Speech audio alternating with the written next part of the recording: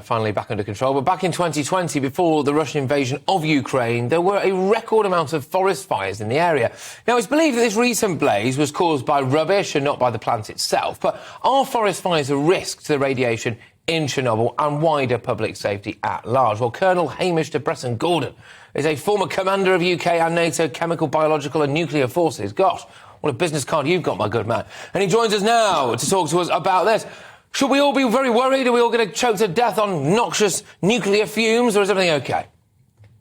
Patrick and Mercy, very good morning. Thanks for having me on. I don't think there is immediate problem or immediate danger. There are elevated levels of radiation around Europe. We know after the Russians recklessly attacked Chernobyl a few months ago, they dug a lot of trenches, and there are reports that up to 100 Russian soldiers have died from radiation poisoning.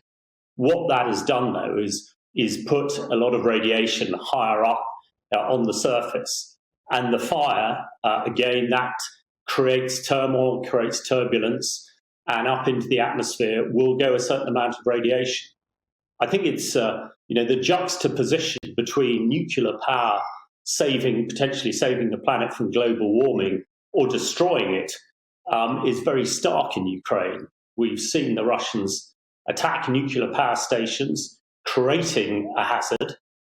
This fire is, I don't think, a large hazard, but they attacked a major power station in the south, and if that had gone off, we would have certainly felt that in Europe. Let's not forget that when Chernobyl exploded in the 1980s, we had very high levels of radiation in North Wales.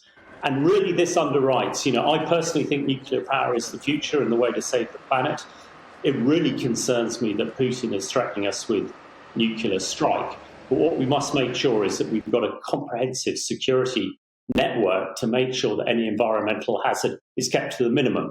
Because actually radiation, it sounds terrible, but there's a lot of it about, and our human bodies can take a certain amount, but it's important to regulate it and work out exactly how much we've had so that it then doesn't become a problem.